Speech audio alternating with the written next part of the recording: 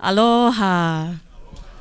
All right, mahalo for the opportunity to just introduce myself and all of the communities that I'm bringing into this space with me.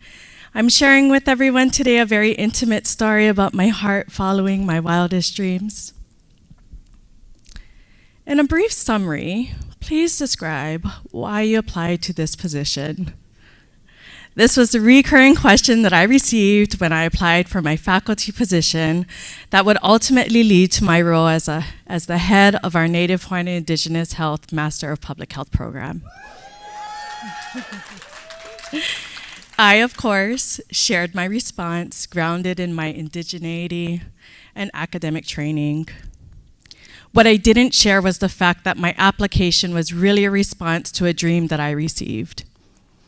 You see, I understood the deep kuleana, or the deep responsibility, that was, yes, a birthright, but also one that weighed heavily. I had been afraid to embrace such a large kuleana. While I continued to receive the same resounding feedback from family, trusted friends, teachers,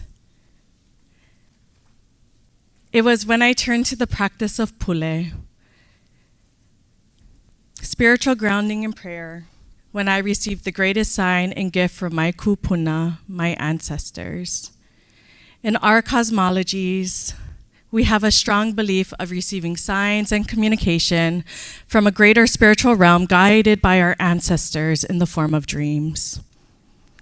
I remember it was spring break 2018 in the sacred space of Kauai, where I had received a vivid dream of being with our kupuna. We were surrounded by lush green, Hawaii at its finest.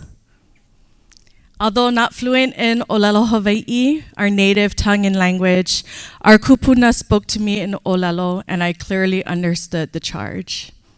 So Robin, I guess that now makes me bilingual.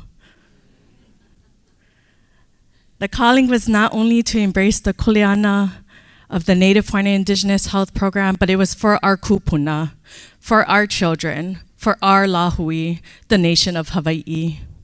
I woke up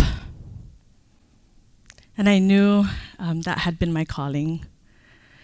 But I also knew that I continued to do this work surrounded by the thousands of ancestors who allowed me to be here today. This is the essence of the dream that I hold dear to my heart. You see, I vision a world where our grandchildren are no longer fighting the same battles as our grandparents, where we collectively embrace our roles as ancestors in training. I vision a world where we see mountains, oceans, water, and land as people, and people as mountains, oceans, water, and land. To the wives, mothers, daughters, and granddaughters, my beloved community, and to our fathers, brothers, grandsons, and grandparents alike, may we continue to elevate one another and instill generational knowledge, for we are deeply loved.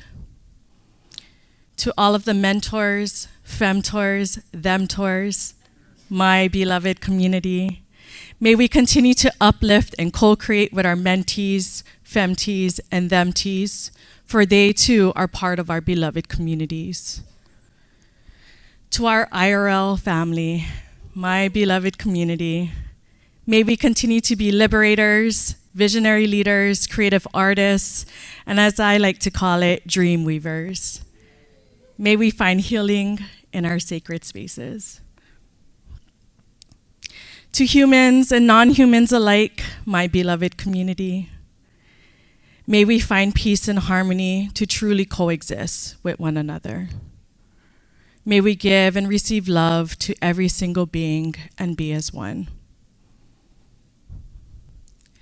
He aloha e, he aloha e. To my kanaka iwi and beloved Indigenous community, may we continue to remain steadfast and rooted in knowing who we are and where we come from. We are brilliant, we are resilient, and we are destined to see self-determination. May we live for the day when we no longer need to be resilient, but we can simply be well. Eola.